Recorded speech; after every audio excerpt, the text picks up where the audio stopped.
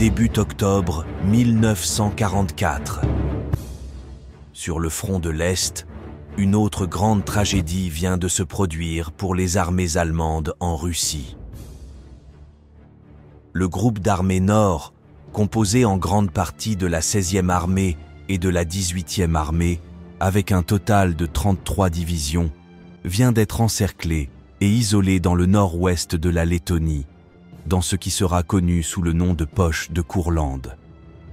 À partir de ce moment, une lutte titanesque va commencer dans la péninsule de Courlande, que beaucoup ont même qualifié de combats insensés, qui se prolongeront jusqu'après la chute de Berlin. Mais comment cela a-t-il été possible?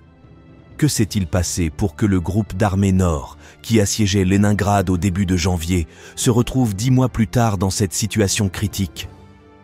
Pourquoi, malgré les demandes de nombreux généraux, les troupes n'ont-elles jamais été évacuées? Et enfin, comment se sont déroulés les combats en Courlande pendant les 7 mois de siège? Eh bien, c'est exactement ce que nous allons voir ci-dessous. Pour cela, remontons tout d'abord à janvier 1944. À ce moment, sur le front de l'Est, de violents combats se déroulaient dans la partie occidentale de l'Ukraine, après que les Soviétiques avaient franchi le fleuve de Dniepr, comme nous l'avons récemment vu sur la chaîne. Cependant, ce n'était pas la seule offensive menée par l'Union soviétique, car le 13 janvier, elle a lancé l'opération Leningrad-Novgorod, qui cette fois a réussi à percer les défenses allemandes du groupe d'armées Nord. Cela, comme vous le savez, était quelque chose qu'il tentait depuis l'établissement du siège allemand de Leningrad. Ainsi, cette opération consistait en 2 grandes attaques lancées de manière échelonnée. La première a commencé le 13 janvier depuis le secteur même de Leningrad et des environs de Novgorod, dans une manœuvre de tenaille. Après un mois de combat, les Allemands ont dû se replier jusqu'à Narva, déjà à la frontière avec l'Estonie, et jusqu'au lac Peipus.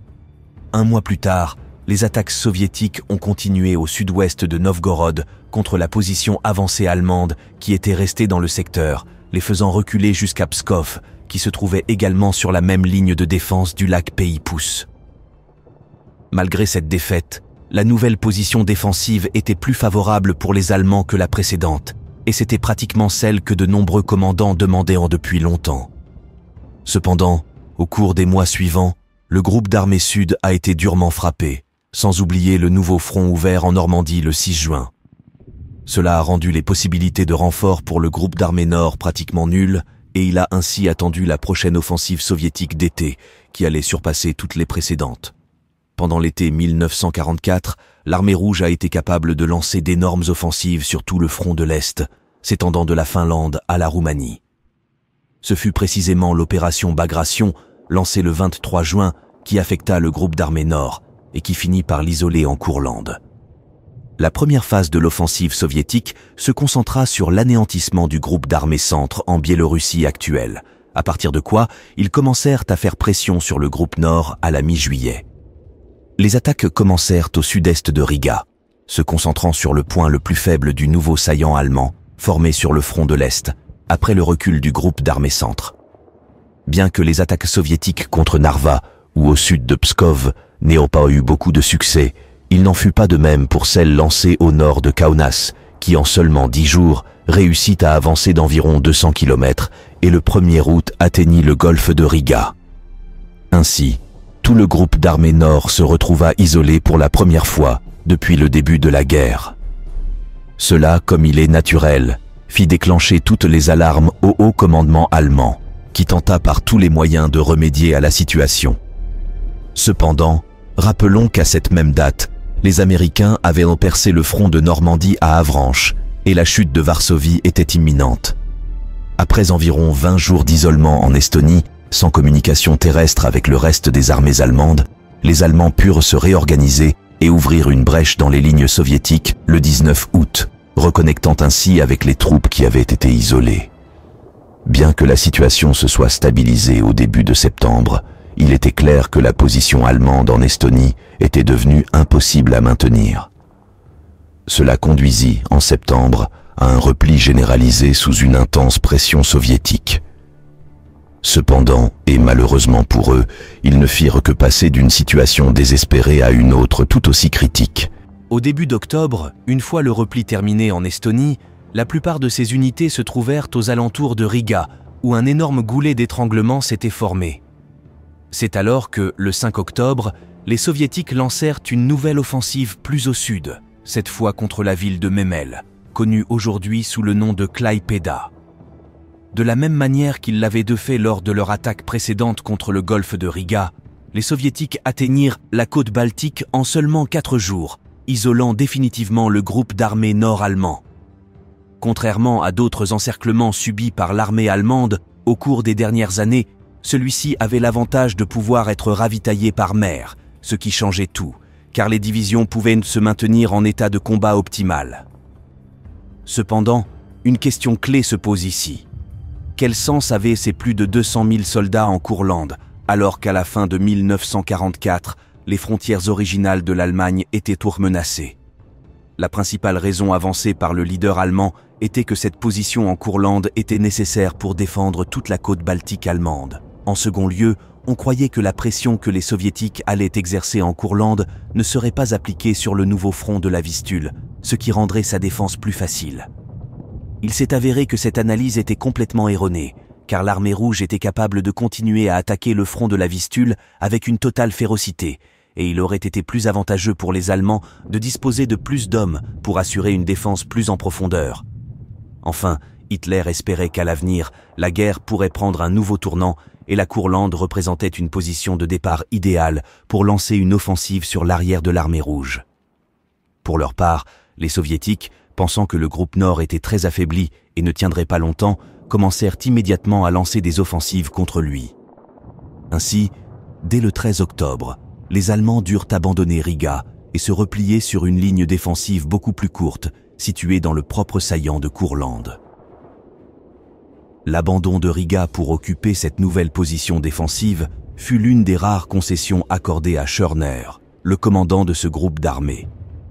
Il convient également de noter que Schörner était l'un des généraux favoris d'Hitler, en raison de sa capacité à résister de manière statique à une position jusqu'à la fin. La première grande offensive soviétique sur la Courlande eut lieu le 27 octobre et consista en une puissante attaque juste sur la ligne centrale de la défense allemande avec l'engagement de 52 divisions. De plus, d'autres attaques furent également lancées dans le secteur proche de la côte baltique. Cependant, malgré la puissance de l'offensive, les Soviétiques ne purent avancer que de 5 km en un mois et les attaques furent stoppées. Étant donné que la péninsule de Courlande a une profondeur d'environ 80 km, tout indiquait qu'il serait plus difficile que prévu d'expulser les Allemands de ce territoire. La suivante offensive contre les Allemands en Courlande a commencé le 21 décembre, avec une nouvelle attaque soviétique massive qui, après une semaine de combat, n'a pas non plus réussi à réaliser une avancée significative et a donc été annulée.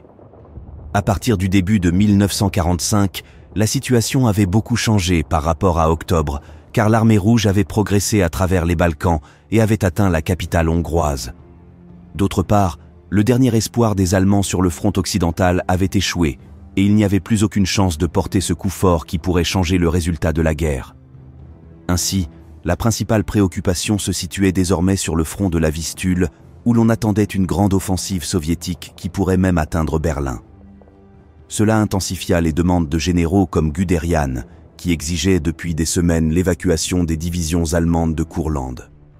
Cette fois, leurs demandes aboutirent, et à la mi-janvier, 7 divisions furent évacuées de là. Ce fut également le moment où le groupe d'armées Nord fut renommé groupe d'armées Courlande. Par conséquent, la demande d'une évacuation totale fut définitivement rejetée. La suivante offensive soviétique contre eux se produisit après avoir également brisé le front de la Vistule le 23 janvier. Une fois de plus, bien que les Allemands soient désormais plus affaiblis, ils réussirent à repousser l'attaque soviétique. En février, l'armée rouge continua d'attaquer la Courlande et cette fois, elle remporta quelques victoires sur les Allemands sur toute la ligne de front, parvenant même à encercler la 126 division d'infanterie allemande à Priekul. Cependant, ce n'était pas quelque chose que les Allemands ne pouvaient pas résoudre, et après un léger repli, ils consolidèrent une nouvelle ligne défensive devant laquelle les Soviétiques durent à nouveau s'arrêter. C'est en mars, précisément le 18, que les Soviétiques lancèrent leur dernière grande offensive contre la Courlande, qui une fois de plus n'obtint aucun résultat positif.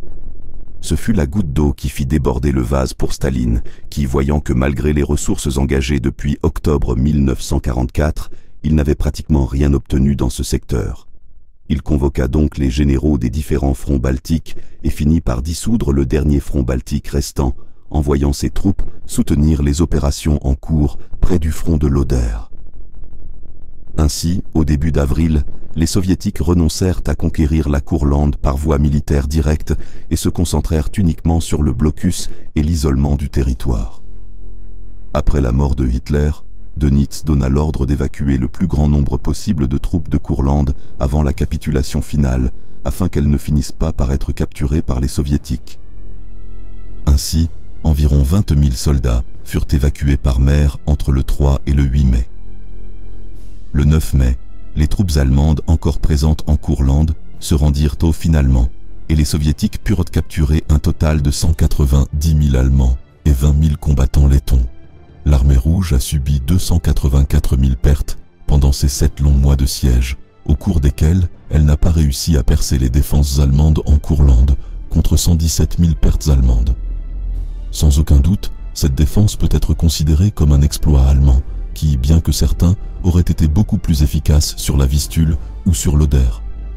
À partir de là, un grand débat commence sur l'importance de retenir jusqu'à 9 armées soviétiques tentant de pénétrer les défenses allemandes en Courlande. Cela a-t-il empêché une avancée plus rapide sur le reste du front oriental? Ces troupes auraient-elles été plus importantes sur la Vistule ou sur l'Oder? De mon point de vue, oui, mais je laisse chacun répondre à ces questions. Merci à tous de faire partie de cette communauté, et en particulier aux sponsors qui rendent cela possible. Abonnez-vous et partagez ce programme s'il vous a plu, et nous nous retrouverons ici, comme toujours, mercredi et dimanche prochain. À bientôt.